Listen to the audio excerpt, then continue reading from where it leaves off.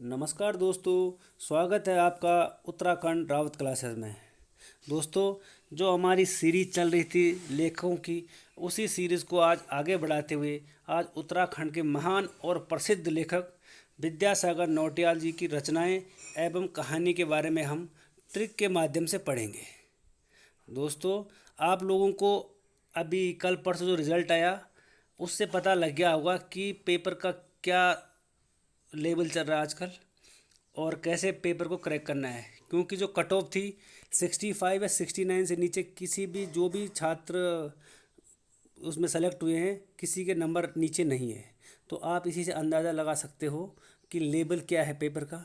इसीलिए मैंने आप लोगों के लिए ट्रिक के माध्यम से रचनाएं और कहानियों की ट्रिक बनाई है ताकि आप लोग इजी से इस चीज़ को कैच कर सको और एग्ज़ाम को क्रैक कर सको।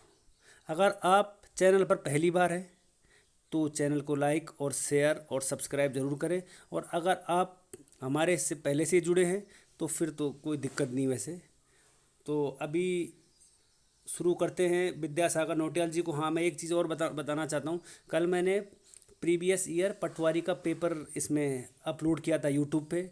अगर आपने नहीं देखा है तो आप उसको देख सकते हैं। 2016 में हुआ था शायद वो, तो बहुत इजी पेपर था वो। आप उसको इजी से क्रैक कर सकते हो सकता है आपके 90+ नंबर आ जाएं। लेकिन आज का जो लेवल है बिल्कुल डीप यूकेएसएससी पूछ रहा है और कुछ थोड़ा झोल झाल भी हो ही रहा है उसमें।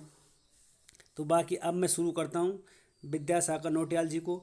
विद्यासागर नौटियाल जी को उत्तराखंड का प्रेमचंद कहा जाता है इनको। ये बहुत महान और प्रसिद्ध लेखक हैं। इनको उत्तराखंड का प्रेमचंद कहा जाता है। जैसे प्रेमचंद ने भी कई कहानियाँ, कई रचनाएं, गोदान, रंगभूमि कई लिखी है, वैसे ही विद्यासागर नौटियाल जी ने भी कई रचनाएं, कई कहानियाँ लिखी है। इसलिए इनको उत्तराखंड का प्रेमचंद कहा जाता है। इनका अगर जन्म की बात करूँ मैं, मोस्ट इम्पोर्टेंट, इनका जन्म हुआ था 29 सितंबर 1933, 1933 में इनका जन्म हुआ था। अगर मैं स्थान की बात करूँगा तो माली देवल टिहरी में इनका जन्म हुआ था। और एक मोस्ट इम्पोर्टेंट और एक इसमें फैक्ट है कि जो 1978 जब टिहरी बांध बन रहा था, टिहरी बांध जब बन रहा था तो उस टाइम टिहरी बांध के लिए काफ़ी विरोध हुए थे। तो सबसे पहले जो इन्होंने विरोध किया था उस समिति के अध्यक्ष थे विद्यासागर नौटियाल जी। जो टिहरी बांध, ये सबसे मोस्ट इम्पोर्टेंट है, टिहरी बांध विरोध समिति के अध्यक्ष थे विद्यासागर नौटियाल जी। अब इनकी रचनाओं एवं कहानियों को ट्रिक के साथ देखते हैं कि इनकी रचनाएं एवं कहानियाँ है क्या। ज़्यादा कुछ हार्ड है नहीं। अगर आपने ये वाली कहानी पढ़ ली, रटना नहीं, इसको इजीएस्ट देखना है और आपको जितनी भी रचनाएं और कहानियाँ हैं आपको याद हो जाएंगी। और अगर ऑप्शन आएगा तो वो लग भी जाएगा। इनकी कहानी है, ये कहते हैं टिहरी की कहानी में, कहते हैं टिहरी की कहानी में ये कहते हैं कि सूरज सबका है, वह भीम अकेला है। सूरज सबका है, वह भीम अकेला है। क्यों है अकेला? क्योंकि यमुना के बागी बेटे ने क्योंकि यमुना के बागी बेटे ने सच्ची डोर तोड़ दी। क्यों? क्योंकि यमुना के बागी बेटे ने सच्ची डोर तोड़ दी। अच्छा, इस कारण वह झुंड से बिछड़ गया। इस कारण वह झुंड से बिछुड़ गया।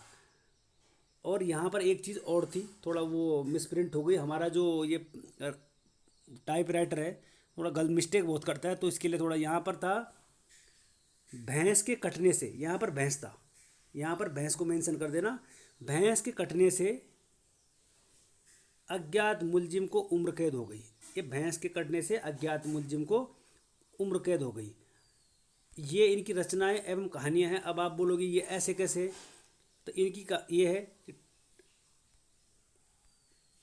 सबसे पहले टिहरी की कहानियाँ, सूरज सबका है, भीम अकेला है। नेक्स्ट, यमुना के बागी बेटे, सच्ची डोर, झुंड से बिछुड़ा। यहाँ पर था भैंस के कटने से। और सबसे इम्पोर्टेंट ये है कि जो भैंस का कट्या, भैंस के कटने से भैंस का कट्या हो, जो भैंस का जो वो होता है ना बच्चा, उसको भैंस का कट्या बोलते हैं।